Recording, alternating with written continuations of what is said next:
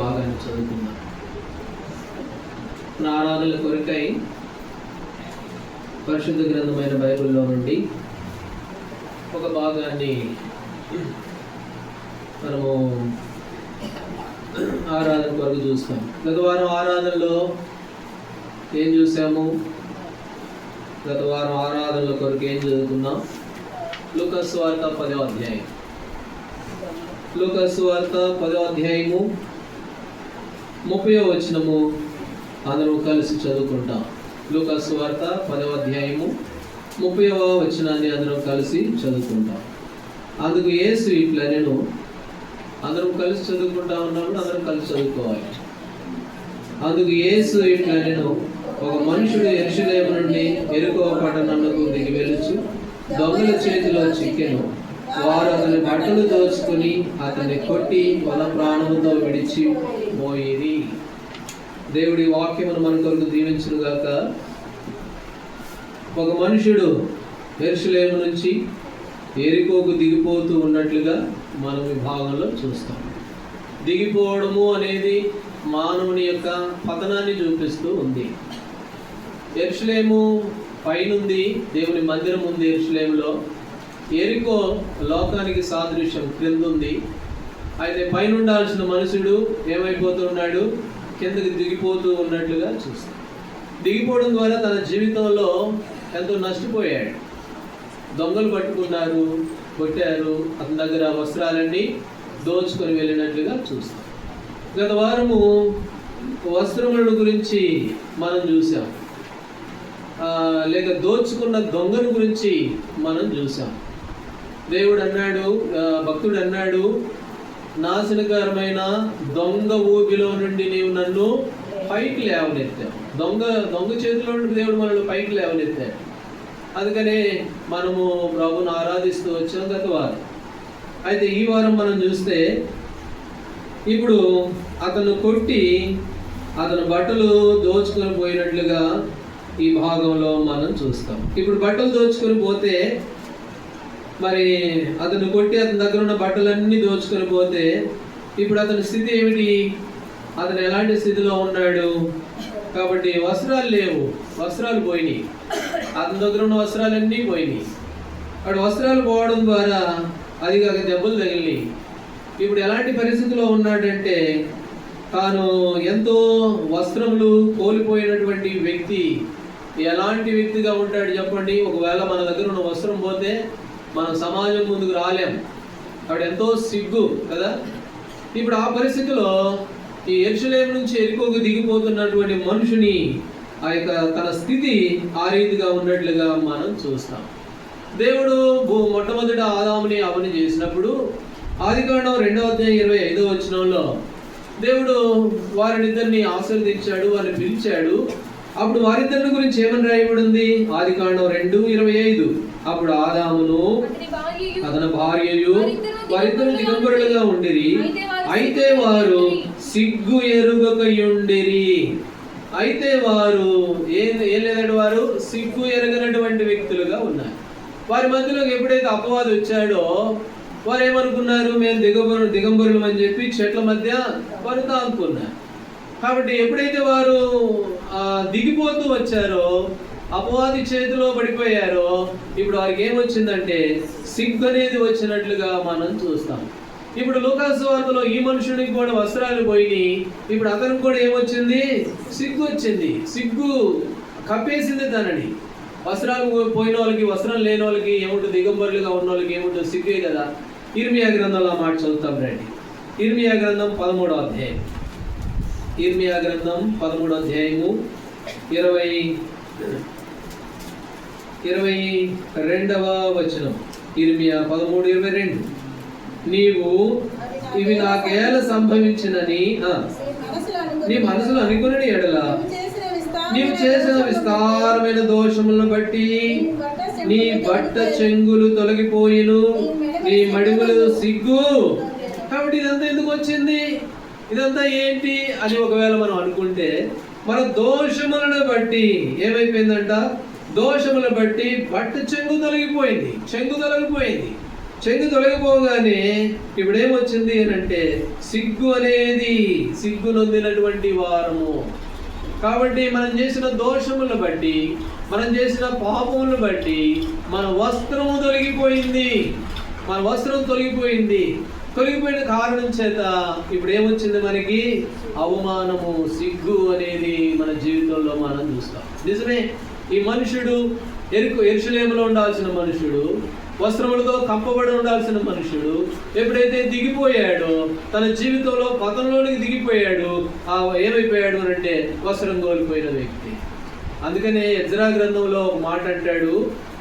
రండి, ఎజ్రా గ్రంథం 9వ అధ్యాయం, 9వ అధ్యాయంలో 6వ వచనం, 9:6.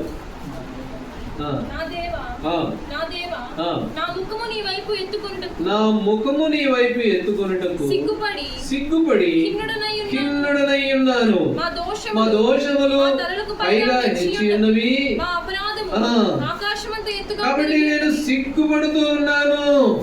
నీ దగ్గరికి రావాలంటే, నీ వైపు తలెత్తాలంటే ఇప్పుడు నాకేమొచ్చిందంటే సిగ్గు వచ్చింది, సిగ్గుపడుతూ ఉన్నాను. ఏ కారణం అంటే మా తలల మీదుగా మా దోషములు ఏమైపోయినాయి? ఎక్కువైపోయినాయి. నిజమే, దేవుడి దగ్గరికి రావాలంటే ఈనాడు మానవులుగా మన జీవితంలో ఒకప్పుడు ఎలాంటి వారు అంటే సిగ్గు నొందిన వారు. ఎందుకు అంటే మన దోషములు అలాగున్నాయి, మన పాపములు అలాగున్నాయి. భౌతికంగా మన వస్త్రాలు మంచి మంచి వస్త్రాలు కొనుక్కున్న ఖరీదైనవే, కానీ ఆత్మ సంబంధంగా చూస్తే మనం ఏమిటంటే మరి దిగంబరులంగా సిగ్గు మన మీద ఉంది, సిగ్గు నొందిన వారమే. అందుకని అంటాడు, దేవా నీ వైపు తలెత్తుకోవడానికి సిగ్గుపడుతున్నాను నేను. ఎందుకంటే నేను, మా పితరులు మేము పాపం చేసిన వారు, దోషం చేసిన వారు. కాబట్టి ఒకప్పుడు మన జీవితాల్లో ఈ యెరూషలేము నుంచి యెరికోకు దిగిపోయిన మనుషుడు ఏ రీతిగా సిగ్గుపడవలసిన వాడుగా తన జీవితంలో, తన అనుభవంలో ఉన్నాడో, మనమును అట్టి వారంగానే ప్రభువుని ఎరగక మునుపు జీవిస్తూ ఉన్నాము అని. దానియేలు గ్రంథంలో ఒక మాట చదువుతాం. రండి, దానియేలు గ్రంథం 9వ అధ్యాయం, దానియేలు గ్రంథం 9వ అధ్యాయము 8వ వచనం చదవండి. 8. ప్రభువా విరోధముగా పాపం చేసినందున మాకును, మా రాజులకును, మా అధిపతులను, మా పితరులకును ముఖము చిన్నబోనట్లుగా సిగ్గే తగి ఉన్నది. దేవా, నీకు విరోధంగా మేము చేసిన పాపములను బట్టి, నీకు విరోధంగా మేము ప్రవర్తించిన ప్రవర్తనలు బట్టి మా జీవితాల్లో, మా కుటుంబాలకి, మా రాజులకి, మా పితరులకి, మా నాయనకి, మా అమ్మకి, మేమందరం కూడా ఏమైపోయామట? మాకేం తగి ఉంది? సిగ్గే తగి ఉన్నది. సిగ్గే తగి ఉన్నది వాస్తవంగా మన జీవితాన్ని. ఇలాంటి మనల్ని దేవుడు ఎంతగా ప్రేమించాడు. సిగ్గు నొందాల్సిన మనల్ని దేవుడు ప్రేమించాడు. అందుకని అన్నాడు 45వ అధ్యాయం యెషయా గ్రంథం 45వ అధ్యాయం 45వ అధ్యాయంలో యెషయా గ్రంథంలో మాట చదువుతాం చూడండి. 17వ వచనం, యెహోవా వలన ఇశ్రాయేలు నిత్యమైన రక్షణ పొంది ఉన్నది, మీరు ఎన్నటెన్నటికీ సిగ్గుపడకయు. ఇంక మీరు ఎప్పటికీ సిగ్గుపడరు. ఇదే యెషయా గ్రంథంలో ఇంకో చోట అంటాడు, యాకోబు ఇక మీదట సిగ్గునందడు. ఎందుకనంటే యెహోవా వలన ఇశ్రాయేలు నిత్యమైన రక్షణ పొంది ఉంది. ఇంకెన్నటికీ సిగ్గుపడాల్సిన అవసరం లేదు. ఒకప్పుడైతే సిగ్గుపడవలసిన వారమే, సిగ్గు నొందిన వారమే. మన తలల మీదుగా మించిపోయి ఉన్నాయి వెంట్రుకల కంటే ఎక్కువగా మన దోషాలు. మన జీవితంలో ఆత్మ సంబంధమైన వస్త్రాలన్నీ కోల్పోయాం. ప్రకటన గ్రంథంలో అంటాడు 2వ అధ్యాయంలో, నువ్వు బాగా బతుకుతున్నావు అని అనుకుంటున్నావు, కానీ నువ్వు ఎవరివి? చదవండి అన్నమాట. ప్రకటన గ్రంథంలో 2వ అధ్యాయంలో చూడండి అన్నమాట. ఒక మాట ఉంటుంది. 3వ అధ్యాయం 18వ వచనం చదవండి. నీవు ధనవృద్ధి చేసుకున్నట్లు కుటుంబం వేయబడిన, ఇక్కడ కూడా కాదు, బాగుగా బ్రతుకుతున్నావు అనుకుంటున్నావు, కానీ నీవు చచ్చిన వాడవే అని అంటాడు. చచ్చిన వాడవని కూడా కాదు. అయితే నాకేం కొదువులే, నాకన్నీ బాగున్నాయిలే, నేను బాగానే ఉన్నాను నువ్వు అనుకుంటున్నావు, కానీ నువ్వు గుడ్డివాడవును, దిగంబరివై ఉన్నావు అని అంటాడు ప్రకటన గ్రంథంలో. నువ్వు దిగంబరివి. మనం అనుకుంటాం మంచి వస్త్రాలు ఉన్నాయండి, బాగా మంచి మంచి వస్త్రాలు కొనుక్కున్నానండి వెళ్ళగలిగినవి అని అనుకుంటాం. కానీ మనం ఎవరమాట? దిగంబరులము, సిగ్గునొందిన వారు. మన దోషములు మన తల మీదుగా మించిపోయి ఉన్నాయి, మనం సిగ్గునొంది. అయితే యెషయా గ్రంథం 45:17 ప్రకారము యెహోవా వలన ఇప్పుడు ఏమొచ్చింది మనకి? నిత్యమైన రక్షణ. రక్షణ అనే వస్త్రం వచ్చింది. ఇక ఎన్నటికి సిగ్గునందనటువంటి వారము. యెషయా గ్రంథం 50వ అధ్యాయం, యెషయా గ్రంథం 50వ అధ్యాయము 6వ వచనం, 50వ అధ్యాయం 6వ వచనం చదవండి. కొట్టువారికి నా వీపును అప్పగించింది, వెంట్రుకలు పెరిగివేయ వారికి నా చెంపలను అప్పగించింది, ఉమ్మి వేయ వారికి అవమానపరచు వారికి నా ముఖాన్ని నేను దాచుకో. వాస్తవంగా నువ్వు నేను కదా అవమానం పొందాల్సింది, మనం కదా సిగ్గుపడాల్సింది. అయితే ప్రభు ఏమన్నాడట? నన్ను మరి అవమానపరిచే వారికి నా ముఖాన్ని నేను దాచుకోలేదు. ఇందాక ఒక పాట పాడుకున్నాం, చివరి పాట ఏమన్నాడు? ఆ పాటలో ఒక మాట ఉంటుంది, ఏంటంటే దెయ్యములు నిన్ను చూసి ఒలికిపోయినాయి, దెయ్యములు నిన్ను చూచి వనకినను, దెయ్యముల పారద్రోలినను, దయ్యములు పట్టిన వాడనిరా, దయ్యములు. యేసుప్రభు వారు ఎన్నో చేస్తే అదములు ఏమన్నారండి? నువ్వు సమరుడివి అని అన్నారు. కాబట్టి ఆయన పూజనీయుడు, పూజ అందుకోగలిగిన వాడు. దెయ్యములు ఆయన చూసి భయపడిపోతుంటే ఆయన పట్టుకుని నువ్వు దెయ్యాలు పట్టుకోవడం అన్నాడు. వాస్తవంగా మన దగ్గర సిగ్గు రావాల్సిందేనంటే నువ్వు సమరుడివి అని అన్నారు ఆయన పట్టుకోవడం. ఎందుకు లేని వాడివి అని. కాబట్టి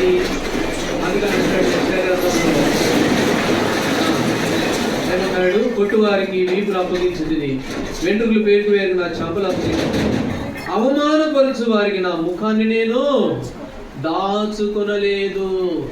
కాబట్టి అవమానం పొందాల్సింది ఎవరు? మనం. ఎందుకు? ఆ కిటికీలు వేసేయండి అన్న, కిటికీలు వేసేయండి. అవమానం పొందాల్సింది ఎవరు? మనం. ఎందుకు అంటే అవమానం పొందాల్సింది ఎందుకంటే సిగ్గు మనకు కదా రావాల్సింది, మన వస్త్రాలు కదా కోల్పోయింది, మనం కదా దిగంబరులం. అయితే ఇప్పుడు యేసు ప్రభువారు నీ నిమిత్తం నా నిమిత్తం ఆయన ఏం నొందాడు? సిగ్గునొందిన వాడు. కీర్తనలో మాట్లాడాడు, కీర్తనలు 69లో అంటాడు, నీ నిమిత్తము సిగ్గు నా ముఖాన్ని కప్పింది అంటాడు. నీ కొరకు నేను సిగ్గుపడాల్సి వచ్చింది. ఇంకో మాట చదవండి, యోహాను సువార్త 8వ అధ్యాయం, యోహాను సువార్త 8వ అధ్యాయం,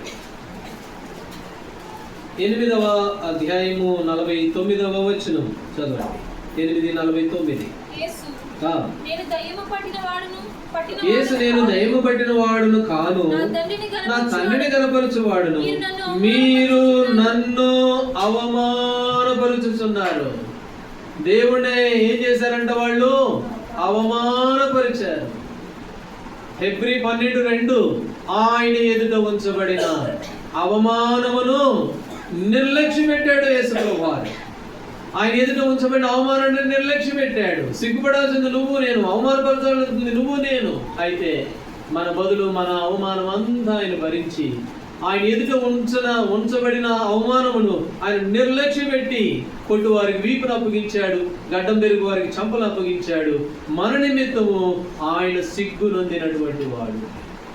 ఎందుకు ఇలాగో ఎందుకు ఇలాగ ప్రభువారికి జరిగింది అని అంటే, మనము మన తల ఎత్తుకోలేనటువంటి వారు, సిగ్గునొందాల్సిన వారము. ఇర్మియాలో మనం చదువుకున్నట్లుగా మన బట్ట చెంగు ఏమైపోయింది? తొలగిపోయింది, లేదు పోయింది. ఇంతకుముందు సిగ్గు ఎరగని వారమేలే కానీ ఇప్పుడు బట్ట చెంగు పోయి సిగ్గునొందాల్సిన మన సిగ్గంతా కూడా యేసు ప్రభువారు కలవరి శిలువలో ఆయన భరించినట్లుగా ఈ మొదటి తలంపులో మనం చూస్తాం. సరే, రెండవ విషయానికి వెళ్తే లూకా సువార్త 10వ అధ్యాయం 30వ వచనాన్ని మరొకసారి చదువుకుందాం. అందుకు యేసు ఇట్లనెను, ఒక మనుషుడు యెరూషలేము నుండి యెరికో పట్టణమునకు దిగి వెలుచు దొంగల చేతిలో చిక్కెను. వారు అతని బట్టలు దోచుకొని అతన్ని కొట్టి పర ప్రాణముతో విడిచి, వారు అతనిని బట్టలు దోచుకున్నారు, వస్త్రహీనుని చేశారు. ఏం చేశారంట? అతన్ని కొట్టి అనే మాట మనం చూస్తాం.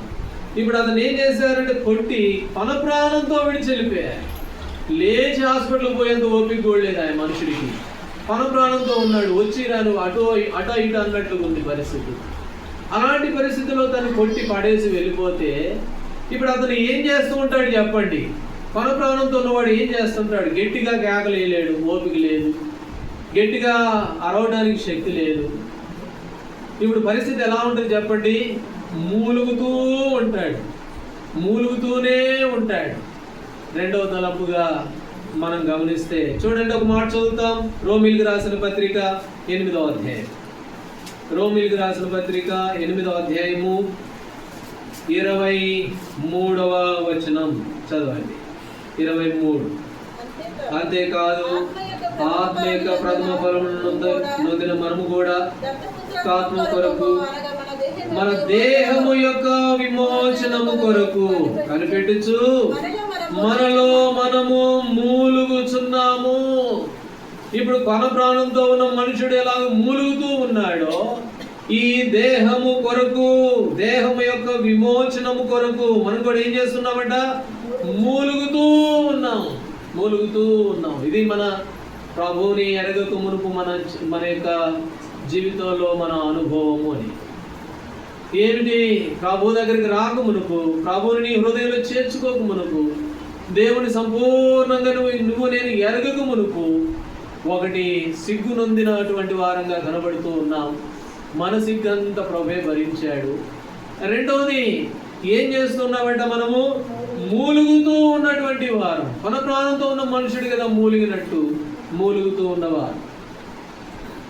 అదేంటి చూడు, చిన్న జర్ర వెంకటేశ్వరులు అన్న అక్కడ ఏదో చిన్న జర్రు ఉందంటే దాన్ని చూడండి, చిన్నది కాలేజీ. సరే పర్వాలేదు, చూడండి. అదేం చేయలేదు, చిన్నది అట్లా తిరుగుతూ ఉంటుంది. సరే, ఇప్పుడు రెండవ తలంపుగా మనం వెళ్తే, ఈ మనుషుడు ఎలాగో మూలుగుతూ ఉన్నాడో మనము కూడా ఆ రీతిగా మూలుగుతూ ఉన్నటువంటి వారము. నిర్గమకాండ లేక అపోస్తుల కార్యములో ఇశ్రాయేలు గురించి ఒక మాట ఉంది. 7వ అధ్యాయము 34వ వచనం. అపోస్తుల కార్యములు 7వ అధ్యాయము 34వ వచనం.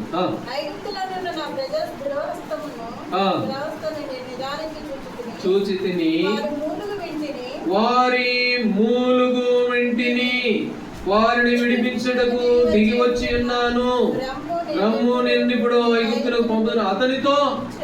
కాబట్టి దేవుడు అన్నాడు, ఐగుప్తులో ఉన్న నా ప్రజల దురావస్థను నేను నిదానించి చూచి తిని వారి మూలుగును నేను విని ఉన్నాను. వారు దుఃఖములున్నాయి, వారు మూలుగుతూ ఉన్నారు. ఐగుప్తులో పట్టబడిన వారే, ఐగుప్తులో దాసులుగా చేయబడిన వారే, వారు ఏం చేస్తున్నారట? ఐగుప్తులో మూలుగుతూ ఉంటే దేవుడు వారి మూలుగును ఏం చేశాడంట? ఆయన విన్నాడు అని. మనం కూడా మూలుగుతూ ఉన్నాం. మన ప్రాణంతో ఉన్నటువంటి మనుషుడు కదా మూలిగినట్లు, మనం కూడా మనల్ని రక్షించే వారి కొరకై, మన ప్రాణ దేహ విమోచనల కొరకై మనమును మూలుగుతూ ఉంటే మన ప్రభువు మన మూలుగును ఆయన చూశాడు, మన మూలుగును విన్నాడు, మనల్ని ప్రేమించాడు. మన రక్షణ కొరకు ప్రభువారి లోకానికి దిగి వచ్చాడు. అందుకనే లూకా సువార్త 2వ అధ్యాయము 10-11 వచనాల్లో దేవదూత వచ్చి ఒక మాట అన్నది. ఏమన్నా చెప్పండి? ఓ ప్రజలందరికీ కలగబోవు సంతోషకరమైన శుభవర్తమానం, నేడు రక్షకుడు మీ కొరకు. కాబట్టి సంతోషించాల్సిన విషయం, మనం సంతోషించవలసిన వారంగా మనం ఉన్నాం. ఎందుకనంటే రక్షకుడు మన కొరకు దిగి వచ్చాడు. మనము మూలుగుతో, పాపములతో, అపరాధముల చేత చచ్చిన స్థితిలో మనం ఉంటే ఎఫెసీ 2:1 ప్రకారం మనము అలాంటి పరిస్థితిలో పట్టబడిన మనుషులు కదా కొన ప్రాణంతో ఉన్నట్లుగా మనము మన ఆత్మీయ జీవితాలు మనల్ని మనం రక్షించుకోలేని స్థితిలో మనం ఉన్నప్పుడు దేవుడు తన కుమారుని పంపాడు. ఆయన ఈ లోకానికి దిగి వచ్చాడు. అందుకని ఏమన్నాడు? ఇది సంతోషించాల్సిన సమయం. జకరియా గ్రంథం 9వ అధ్యాయం. జకరియా గ్రంథం 9వ అధ్యాయం 9వ అధ్యాయము 9వ వచనం చదవండి. 9వ అధ్యాయము 9వ వచనం. సియోను నివాసులారా బహుగా సంతోషించుడి, యెరూషలేము నివాసులారా ఉల్లాసముగా ఉండుడి. నీ రాజు నీతిపరుడును రక్షణ గలవాడును దీనుడనై గాడిదను గాడిద పిల్లను ఎక్కి నీ యొద్దకు. కాబట్టి సంతోషించండి, ఉత్సాహించండి, ఉల్లాసించండి, ఆనందించండి. ఎందుకునంటే ఈ రాజు రక్షణ కలిగిన వాడు, రక్షణ ఇచ్చేవాడు. ఆయన ఏం చేస్తున్నాడంట? దీనుడై నీ దగ్గరకు వస్తూ ఉన్నాడు. ఆయన దీనుడై నీ దగ్గరకు వస్తూ ఉన్నాడు. అందుకని నువ్వేం చేయాలంటే సంతోషించు, ఉల్లసించు, గంతులు వేయి. ఎందుకనంటే ఆయన మహాగణుడు, మహోన్నతుడు. మొట్టమొదటి పాట పాడుకుందాం. మొట్టమొదటి పాట ఏం పాట అంటే కాళ్ళు రాతి స్తంభము వలె కనబడు. కాబట్టి ఆయన వర్ణన ఉంది ఆ పాటలో. ఆయన ఎంత గొప్పవాడో ఆ పాటలో వివరించాడు భక్తుడు. మహాగణుడు ఆయన, మహోన్నతుడు. ఆకాశం మహాకాశం చాలా పట్టదాలని దేవుడు ఏమైపోయాడట? మన దగ్గరికి ఎట్లా వచ్చాడంట? దీనుడై నీ దగ్గరకు వస్తున్నాడు ఆయన. ఇప్పుడు మనుషుడు పడిపోయి కొన ప్రాణంతో సిగ్గు కలిగిన వ్యక్తిగాను, కొన ప్రాణంతో పట్టబడిన వ్యక్తిగాను, తన తాను రక్షించుకోలేని స్థితిలో ఉన్న మనుషుడి దగ్గరికి ఎవరు వచ్చారు? ఆయనే వచ్చాడు. ఆయన దిగి వచ్చాడు, దీనుడై నీ దగ్గరకు వచ్చాడు. ఫిలిప్పీ 2:8. ఫిలిప్పీలకు రాసిన పత్రిక 2వ అధ్యాయము 8వ వచనం చదవండి. 2వ అధ్యాయము 8వ వచనం. మరియు ఆయన ఆకారమందు మనుషుడిగా కనబడి మరణము పొందినంతగా, అనగా శిలువ మరణము పొందినంతగా విధేయత చూపిన వాడై తన్ను తానే తగ్గించుకొనెను. చచ్చిపోవడానికి వచ్చాడు. సామాన్యమైన చావు కాదు, అది మామూలు చావు కాదు. ఎలాంటి చావట? శిలువ మరణం. అది ఎంత భయంకరమైన మరణము అంటే ఆ శిలువ మరణంలో ఒకటి తక్కువ 40 దెబ్బలు కొరడా తీసుకొని కొడితే వీపంతా పగిలిపోయింది. అందుకని అన్నాడు యెషయా గ్రంథంలో ఇందాక, పొట్టువానికి నా ముఖాన్ని దాచిపెట్టుకోలేదు, గడ్డం పట్టుకొని లాగుతుంటే నేను తప్పించుకోలేదు. ఎట్లొచ్చాడు దేవుడు అని అంటే నీ కొరకు నా కొరకు దీనుడై తనను తాను తగ్గించుకున్నవాడై. ఎంత విధేయత కలిగిన దేవుడు ఈనాడు మన కొరకు దిగి వచ్చినటువంటి దేవుడు. మనం ఎట్లాంటి వాళ్ళమో తెలుసా? మనం ఎలాంటి వాళ్ళమో తెలుసా? రండి, యోబు గ్రంథము 25వ అధ్యాయం.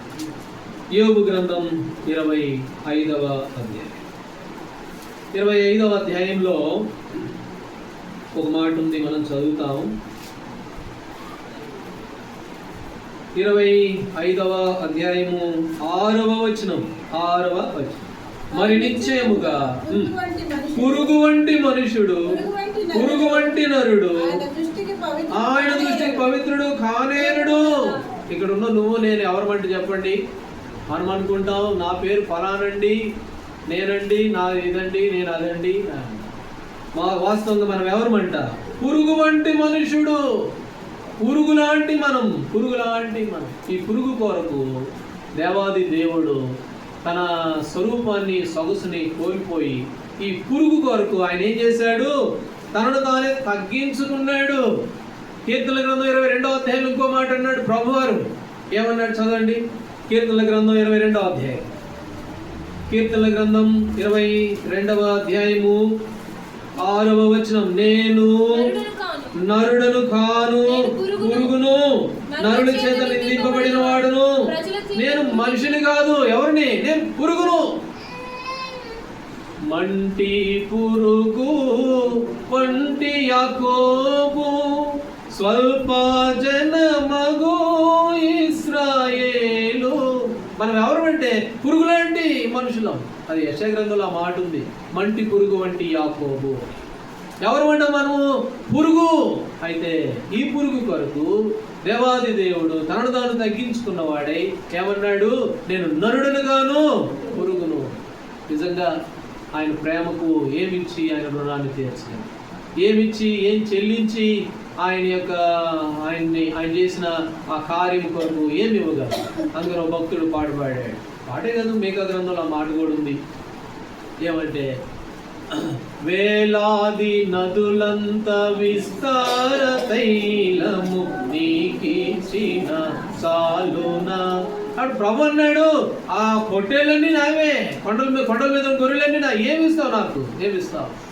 ఏమి ఇవ్వలేము, ఏమి ఇచ్చినా కూడా ఆయన రుణాన్ని తీర్చలేము. అందుకనే విరిగి నలిగిన హృదయము ఆయనకి ఇష్టమైన బలి, అది కావాలని ప్రభు కోరుతున్నాడు. అందుకొరకే ఇక్కడ మనం సిద్ధపడు.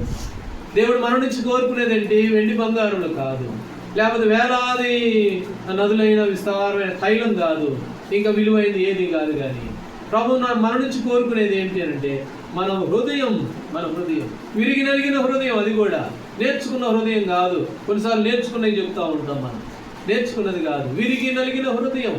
ఎట్లా విరుగుద్ది హృదయం అని అంటే, నువ్వు నిజంగా వస్త్రహీనుడు అన్న సంగతి నువ్వు గ్రహిస్తే అది విరిగిపోద్ది. నిజమే ప్రభా, నేను కదా సిగ్గుపడాల్సింది, నా కొరకు నువ్వు అవమానపరచబడ్డావు, నీవు నిందనందుతూ వచ్చావు, నేను పొందాల్సిన శిక్ష అంతా, నాకు రావాల్సిన శిక్ష అంతా నేను కదా సిగ్గుపడాల్సింది అనుకున్నప్పుడు హృదయం నలిగిపోద్ది.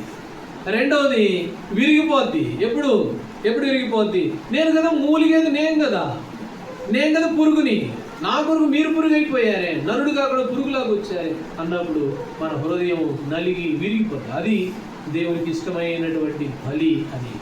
అందుకనే ఉదయకాల సమయంలో అలాంటి విరిగి నలిగిన హృదయంతో మన దేవుణ్ణి మనం ఆరాధించవలసిన వారంగా మనం ఉన్నాము అని. సరే, మూడో విషయానికి వెళ్దాం. లూకా సువార్త 10వ అధ్యాయం 30వ వచనం. లూకా సువార్త 10:30. అందుకు యేసు ఇట్లనెను, ఒక మనుషుడు యెరూషలేము నుండి యెరికో పట్టణంకు దిగి వెలుచు దొంగల చేతిలో చిక్కెను. వారు అతని బట్టలు దోచుకొని అతను కొట్టి మన ప్రాణముతో విడిచి పోయిరి. అతన్ని కొట్టి అతని బట్టలు దోచుకొని, అతని వస్త్రాలు ఏం చేశారంటే వాళ్ళు దోచుకొని వెళ్ళిపోయినట్లుగా ఈ భాగంలో మనం చూస్తాం. వస్త్రం లేదు కదా, వస్త్రం లేకపోతే ప్రభు ఏం చేశాడు తెలుసా? యెషయా గ్రంథం 61వ అధ్యాయం. యెషయా గ్రంథం 61వ అధ్యాయము 3వ వచనం చదవండి. 61:3. సియోనులో దుఃఖించు వారికి ఉల్లాస వస్త్రములు ధరింపజేయుటకును, బూడిదకు ప్రతిగా పూదండను, దుఃఖములకు ప్రతిగా ఆనంద తైలమును, భారభరితమైన ఆత్మకు ప్రతిగా స్తుతి వస్త్రమును వారికిచ్చుటకు ఆయన నన్ను. కాబట్టి స్తుతి వస్త్రము ఆయన ఇచ్చాడు, వారికి ఇవ్వడానికి నన్ను పంపాడు. ఏమి ఇవ్వాలి వాళ్ళకి అని అంటే, వారికి స్తుతి వస్త్రము, దుఃఖమునకు ప్రతిగా ఆనందము. అందుకని వారికి స్తుతి వస్త్రము. అందుకనే ప్రభుని ఆరాధించాలంటే మొదటి నుంచి ఉండాలి. మొదటి నుంచి ఉంటే అన్ని విషయాలు మనం అర్థం చేసుకోగలం. కాబట్టి వారికి ఏమి ఇచ్చాడంట? స్తుతి వస్త్రము ఇచ్చినట్లుగా చూస్తాం. స్తుతి వస్త్రము. వాస్తవంగా మనుషుడికి వస్త్రం లేదు, వస్త్రం పోయింది. వస్త్రం పోతే ఇప్పుడు ఏమిచ్చాడు దేవుడు? వారికి స్తుతి వస్త్రం ఇవ్వడానికి నన్ను పంపాడు ఆయన. దేవుడు దిగి వచ్చిన కారణం ఏంటంటే మనకు వస్త్రం ఇవ్వాలని. వాస్తవంగా సిగ్గుపడాల్సింది వస్త్రం, దిగంబరులం మనము. రెండవది దిగంబరమే కాదు, మూలుగుతూ ఉన్నాం పట్టబడి మన ప్రాణంతో. రక్షించేవారు లేరు. ప్రభు దగ్గరికి రాకపోతే నిశ్చయంగా నరకానికే పోదుము. మనల్ని మనం రక్షించుకోలేని స్థితిలో ఆ యెరూషలేము నుంచి యెరికో పట్టణానికి దిగిపోయిన మనుషుడే, ఆ మనుషుడు నేనే, నా అందరికి నేనే అని ఎవరికి వాళ్ళని మనం అనుకోవచ్చు. నిజమేది. అయితే ఇలాంటి స్థితిలో ఉన్న మనల్ని ప్రభు ప్రేమించి దుఃఖమునకు ప్రతిగా ఏమిచ్చాడు? ఉల్లాస వస్త్రము, స్తుతి వస్త్రము దేవుడు మనకి ఇచ్చినట్లుగా ఈ భాగంలో మనం చూస్తాం. ఇప్పుడు భక్తుడు ఒక మాట అన్నాడు. 22వ కీర్తన 22వ వచనం. 22వ కీర్తన 22వ వచనం. నీ నామమును నా సహోదరులకు ప్రచురపరిచెదను, సమాజము మధ్యన నేను స్తుతించెదను. సమాజం మధ్య నేను నిన్ను స్తుతిస్తాను. కీర్తనల గ్రంథం 30వ అధ్యాయం కూడా 30వ అధ్యాయం 9వ వచనం. 30వ అధ్యాయం 9వ వచనం. మన్ను నిన్ను స్తుతించునా, నీ సత్యముల గురించి అది వివరించునా. కాబట్టి మన్ను నిన్ను స్తుతిస్తుందా, నీ సత్యం గురించి అది వివరిస్తుందా? యెషయా గ్రంథం 38వ అధ్యాయము. సజీవులే కదా నిన్ను స్తుతించేది. స్తుతి వస్త్రం నాకు ఇచ్చాడు.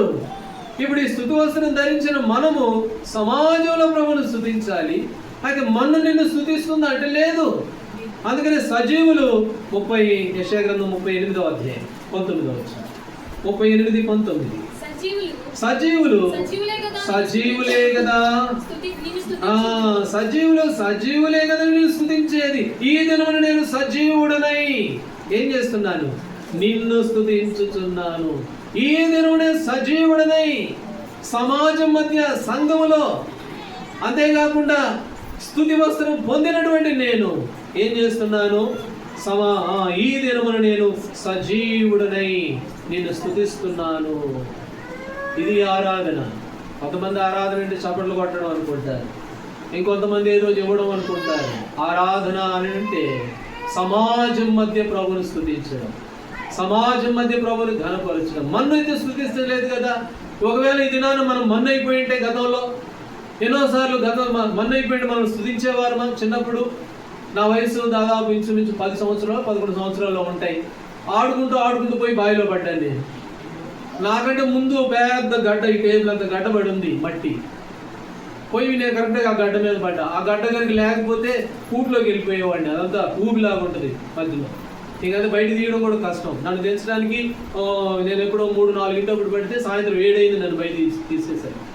కానీ మన్ను నేను స్తుతిస్తుందా అంటే లేదు. ఎన్నిసార్లు దేవుడు మనల్ని కాపాడుతూ వచ్చాడు. నాకేమో చిన్నప్పుడు ఒక మట్టి పిల్లని గడ్డగా పడేసి అది మునిగిపోకముందు దాని మీద నన్ను పడేసినట్లుగా నన్ను ఎన్నోసార్లు దేవుడు కాపాడుతూ వచ్చాడు. సజీవులే కదా నిన్ను ఆయన్ని స్తుతించేది. అయితే ఈ దినమున నేను సజీవుడనై నేను నిన్ను స్తుతిస్తున్నాను. అటు ప్రభుబిడలంగా మనము స్తుతి వస్త్రము దేవుడు మనకి ధరింపజేశాడు. ఏం చేయాలి? మనము ఆయన స్తుతించవలసిన వారంగా. 2వ దినవృత్తాంతం 29వ అధ్యాయం. 2వ దినవృత్తాంతములు 29వ అధ్యాయము 29వ అధ్యాయము 27వ వచనం చదవండి. 2వ దినవృత్తాంతములు 29:27 బలిపీఠం మీద దహన బలులను అర్పించుడని హిజ్కియా ఆజ్ఞాపించెను. దహన బలి అర్పణ ఆరంభముగుడు తోడనే బూరలు ఊదుడుతోను ఇశ్రాయేలు రాజైన దావీదు చేసిన వాద్యమును వాయించుడుతోను యెహోవా స్తుతి గానం ఆరంభమాయెను. ఎప్పుడు ఆరంభమైంది? ఆరాధించడం, ప్రభుని ఆరాధించడం ఎప్పుడు ఆరంభమైంది? 12 గంటలకు కాదు, లేకపోతే 11:30కు కాదు. ఎప్పుడు ఆరంభమైంది? వారు గానము మొదలు పెట్టగానే, వారు ప్రార్థన చేసి పాటలు పాడడం మొదలు పెట్టగానే ఆరంభమైపోయింది ప్రభుని స్తుతించి. మనం ఏం చేస్తాం? ఆరంభమైన ఇంకా గంటలైనా కూడా ప్రభుని ఆరాధించడానికి రాం. ఆరంభం అయిపోవాలి అంతే. ఎన్నోసార్లు ఆరంభం అయిపోవాలి. అది ప్రభు అంటున్నాడు, సజీవులే తెలుసు. నేను ఇదినా సజీవునై ఉన్నాను కాబట్టి నేను నిన్ను స్తుతిస్తూ ఉన్నాను. ఎందుకు స్తుతించాలి అంటే ప్రభు మనకి ఇచ్చాడు ఒక వస్త్రం. ఏంటి ఆ వస్త్రము? స్తుతి వస్త్రం. దుఃఖమునకు ప్రతిగా స్తుతి వస్త్రం. ఈ వస్త్రం ధరించిన నువ్వు నేను సమాజములో ప్రభు ఎదుట ఆయనను ఆరాధించవలసిన వారంగా. ఎప్పుడు ఆరంభమైంది ఆరాధన అంటే వారు పాటలు పాడడం మొదలుపెట్టగానే ఆరాధన ఆరంభమైంది. ఇంకో మాట కూడా చదవండి. యెషయా గ్రంథం 24వ అధ్యాయము, లేకపోతే కీర్తనలో 137వ అధ్యాయం. కీర్తనల గ్రంథం 137వ అధ్యాయం. వాళ్ళు ఏం చేశారంటే ఇక్కడ 2వ మాట చదువుతాం. కీర్తనల గ్రంథం 137:2 137వ అధ్యాయం 2వ వచనం. వాటి మధ్యనున్న నిరవంజి చెట్లకు మన సితారాలు తగిలించితివి. మనల్ని చదువుకున్న వారు ఒక కీర్తన పాటలు పాడాల్సింది. పాటలు పాడమని వాళ్ళు వీళ్ళు అంటా ఉంటే, వాళ్ళు వీళ్ళు చెప్తా ఉంటే వీళ్ళు ఏం చేశారు? వాటి మధ్యనున్న నిరవంజి చెట్లకు మన సితారాలు తగిలించి పెట్టేశారు అంతే. ఇక పాట లేదు, ఏమీ లేదు. ఎందుకంటే ఇక సితారా లేదు, ఏం లేదు, అన్ని చెట్లు తగిలించి పెట్టేసి. కాబట్టి ప్రభు బిడ్డలంగా మన జీవితాల్లో మనం ప్రభుని ఆరాధించాలి. వారు పాటలు పాడడం ప్రారంభించగానే యెహోవాకు ఆరాధించడం మొదలైందంట. అయితే ఈనాడు మన జీవితాల్లో హెచ్చరిక కాదు ఇది, ప్రభు ఆరాధన సమయం. కాబట్టి కొన్నిసార్లు మనం కూడా పరీక్షించుకోవచ్చు, అది కూడా మేలే.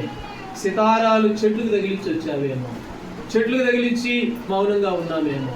లూకాసు సువార్త 1వ అధ్యాయము 62వ వచనం. లూకాసు సువార్త 1వ అధ్యాయం 62వ వచనం చదవండి.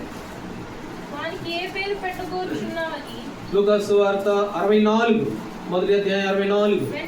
వెంటనే అతను నోరు తెరవబడి నాలుక సడలి అతడు దేవుని స్తుతించుచు. కాబట్టి నోరు తెరవబడి జకరియా ప్రభువును స్తుతిస్తూ వచ్చాడు. సంవత్సరాలైన నోరు తెరవు. ఎందుకంటే సితారాలు తీసుకెళ్ళి ఎక్కడ తగిలిచ్చాం. అవి పాటలు మాకు సంబంధం లేదండి, అవి కావు, మందు కాదు, ఆ పనే మందు కాదు, సితారాలు లేవు, ఎక్కడో తగిలిచి పెట్టేసాం. కాబట్టి జకరియా నోరు తెరిచి ఏం చేస్తున్నాడట? ప్రభువుని కనపరుస్తూ ఉన్నాడు. కీర్తనల గ్రంథం మరొక పాట 81వ అధ్యాయం 10వ వచనం. కీర్తనల గ్రంథం 81:10 ఆ మాట కూడా చదవండి. 81:10. ఐగుప్తు దేశంలో నుండి నిన్ను రప్పించినది దేవుడు యెహోవాను నేనే. దేవుడు అంటున్నాడు, ఐగుప్తులో నుంచి నిన్ను రప్పించింది నేనే. నన్ను నేను తగ్గించుకుని దీనుడినై నీ దగ్గరకు వచ్చింది నేనే. నువ్వు సిగ్గుపడాల్సింది నువ్వైతే నీ సిగ్గు భరించింది నేనే. కాబట్టి నీకు వస్త్రం ఇచ్చింది నేనే. ఇప్పుడు ఏమంటున్నాడు ఆయన? నీ నోరు బాగుగా తెరువు, నేను దాన్ని నింపుతాను. కాబట్టి నోరు తెరువు, నేను నింపుతాను. చాలాసార్లు నిర్వంచి చెట్లకు సితారాలు తగిలించి పెడతాం, అందుకని నోరు తెరవలేము. ప్రభు బిడ్డలంగా ఆరాధన అనగానే ఏమిటి అని అంటే ఆరంభం నుంచి ఉండడం ఆరాధన. దేవుడు నీ కొరకు నా కొరకు వచ్చాడు. ఒకవేళ మనం అనుకుందాం ఒక మాట, ఇప్పుడు ఆ మనుషుడు ఎలాంటి స్థితిలో ఉన్నాడు చెప్పండి? మన ప్రాణంతో ఉన్నాడు. మన ప్రాణంతో ఉన్నోడికి ఒక రోజు తర్వాత వచ్చింటే పరిస్థితి ఏంటి చెప్పండి? తెల్లారి వచ్చి ఉంటే సమరయుడు ఏంటి పరిస్థితి? తెల్లారి వస్తే ఏమైనా చచ్చి ఉండేవాడు. అప్పుడు గబగబా వచ్చి నీళ్లు తాగకపోతే చచ్చిపోతాడు. నిజమే, కాలం సంపూర్ణమైనప్పుడు దేవుడు తన కుమారుని పంపాడు. గలతీయులకు రాసిన పత్రిక. అదే కనుక ప్రభువే కనుక ఆ సమయానికి రాకపోతే వాళ్ళు మనకు రక్షణ లేదు, ఈ రక్షణ విమోచన లేదు, నిత్యంగా నరకానికి వెళ్ళవలసిన వారిని. అయితే ప్రభు దుఃఖమునకు ప్రతిగా ఏమిచ్చాడు? మనకి స్తుతి వస్త్రం ఇచ్చాడు. స్తుతి వస్త్రం పొందుకున్న నువ్వు నేను మౌనంగా ఉండటానికి లేదు. సమాజం మధ్యలో ప్రభుని స్తుతించవలసిన వారంగా ఉన్నాం. విరిగి నలిగిన హృదయం ఆయనకి ఇష్టమైన బలి. అటు బలిని ప్రభువుకు సమర్పించాను. ప్రభు అన్నాడు, నేనే నిన్ను ఐగుప్తులోని తీసుకొచ్చింది. అయితే నీ నోరు బాగుగా తెరువు, నేను దాన్ని నింపుతాను.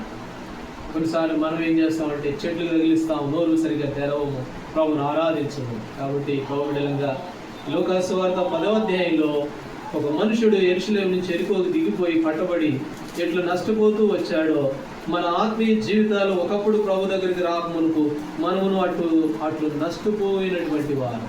ప్రభు దీనుడై, గాడిద పిల్లడికి ధీరుడై తనను తాను తగ్గించుకొని మన దగ్గరికి వచ్చాడు కనుక సంతోషించండి. ఇది ప్రజలందరికీ కలగబోవు మహాసంతోషకరమైన శుభం. కాబట్టి సంతోషిస్తూ స్తుతి వస్త్రము ధరించిన నువ్వు నేను నోరు తెరిచి ప్రభుని ఆరాధించి ప్రభుని స్తుతించే వారంగా మనం ఉంటామని. ఆ విధంగా దేవుడు మనందరికీ సహాయపడుగా.